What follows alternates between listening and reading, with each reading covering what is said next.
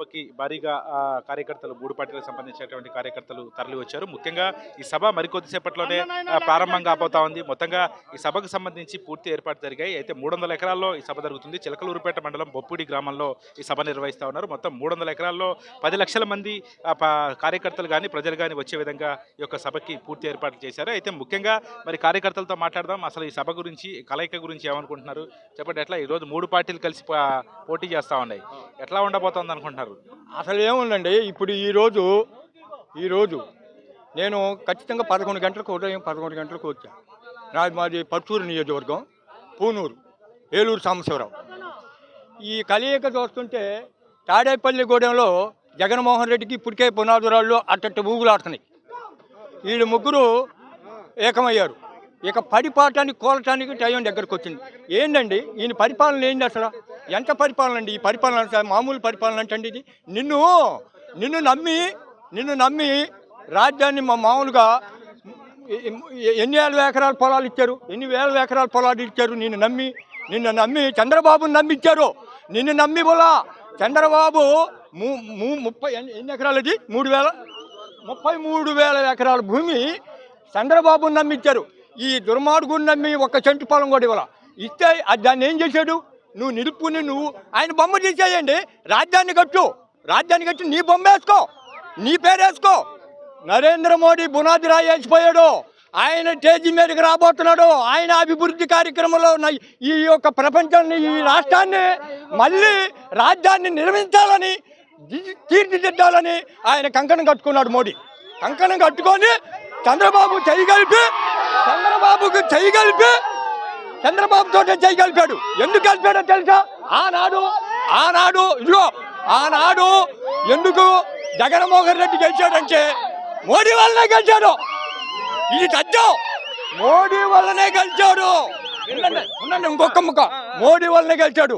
ఇప్పుడు ఆ మోడీయే ఇంకా కొన్ని గంటల్లో చంద్రబాబుని భుజం తట్టి, పవన్ కళ్యాణ్ భుజం తట్టి నేనున్నాను, రాజ్యాన్ని నేనే నిర్మిస్తాను, నీకేం భయం లేదు, దిద్దుతాను, పటారాలు దిద్దుతాను, రాష్ట్రంలో పటారాలు దిద్దుతున్నాను, ఎక్కడ పోలింగ్ బూతుల్లో కూడా ఎక్కడా కూడా అవకతవకలు లేకుండా నేనున్నాను అని చంద్రబాబునే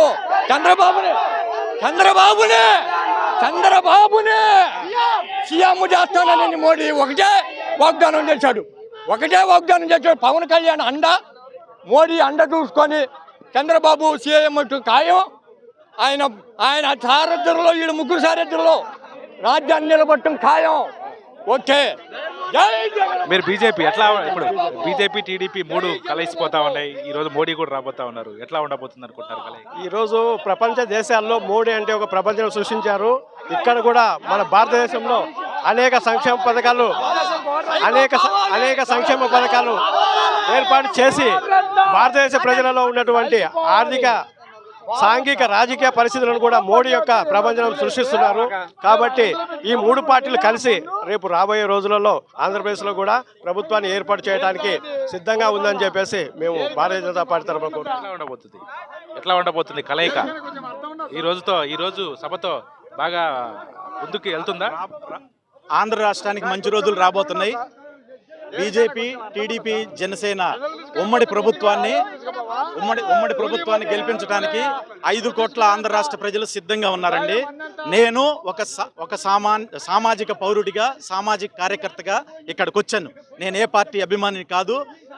నేను నా సొంత ఆవేదనలో నుంచి పుట్టిందే ఈ సైకో ప్రూఫ్ జాకెట్.